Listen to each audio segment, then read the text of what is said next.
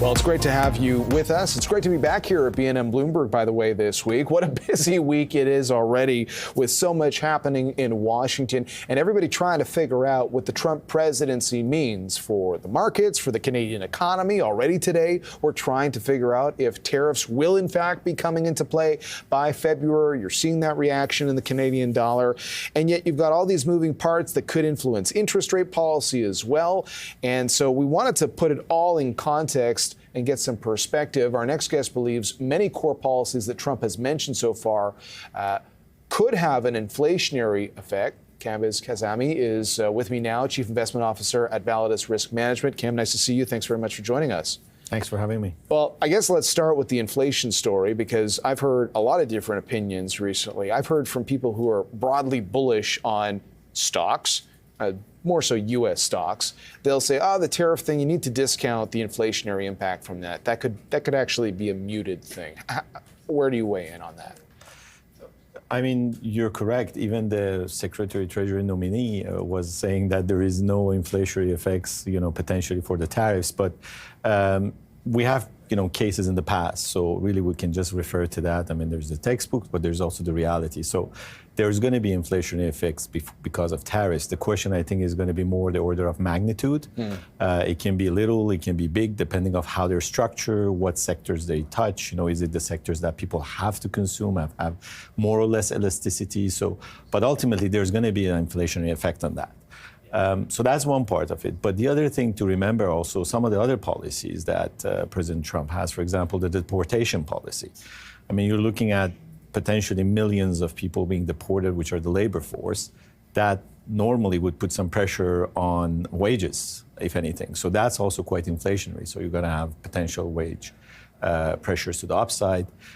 So all in all, if these policies go ahead, from our perspective, there's going to be some inflationary pressure, and that makes things a bit more complicated. So how have you been thinking about investing in 2025? Because I know now we have seen the incoming president very busy, signing all sorts of executive orders on his first day, but we knew he would be taking office on January 20th. That is not a surprise for the markets. So walk us through how you've been thinking about investing this year, and if anything now it has to be tweaked based on what you're seeing in the first days of the Trump presidency. That's a very good question. I think the way we try to frame this is, what are the rules for investing in a Trump world? That's kind of how we approached it. And, distilling it down somewhat simply to a rule of three. So the first rule is what matters to President Trump. So America first. So focus on what is coming out on the policy side, what is the matter. So the messages have been clear. If you notice, this time, a Trump 2 administration has been very organized. They have come in with, very clear policies. I mean, there's already, we're talking about it, 42 of them posted on the White House website. They're very extensive.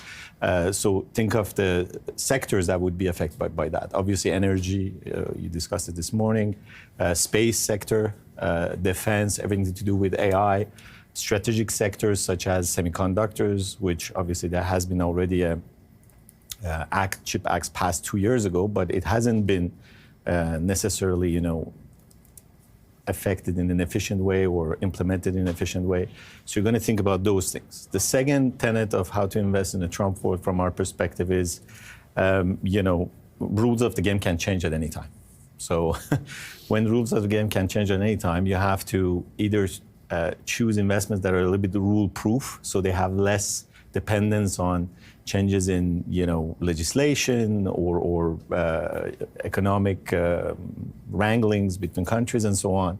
And the last one is that be ready for permanent state of showmanship.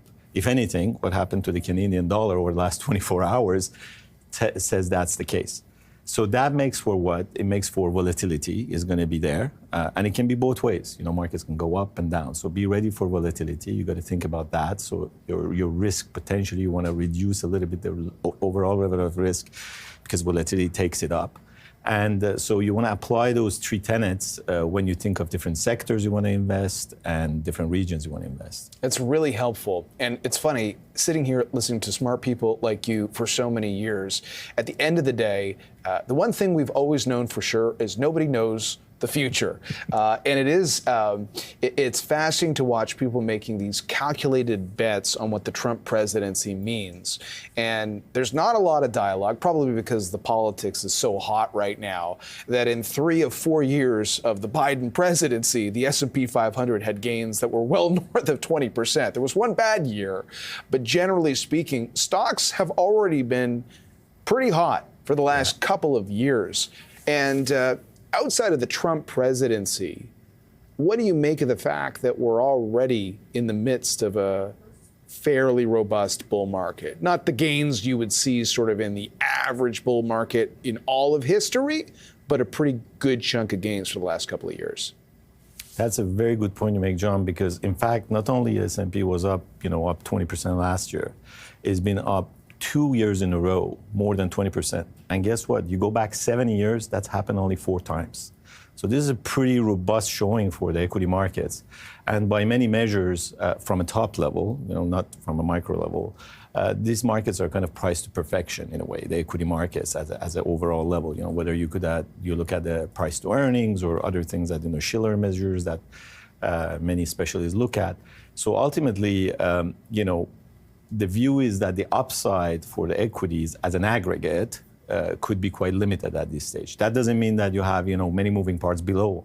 And maybe this is going to be actually more of a stock picker markets in the next few years to come. And so what would be the playbook for the kind of investment that when you do all the math that makes an investment work, might outperform if it turns into some kind of stock pickers market? What would you be leaning into? Yeah, so I'll go back to those Trump policies, right? The America First. Focus on what would be, the America First stuff. And then the other thing is there is a number of things because of those policies, let's say on the kind of semiconductor side, right? There is companies that today don't exist or are private.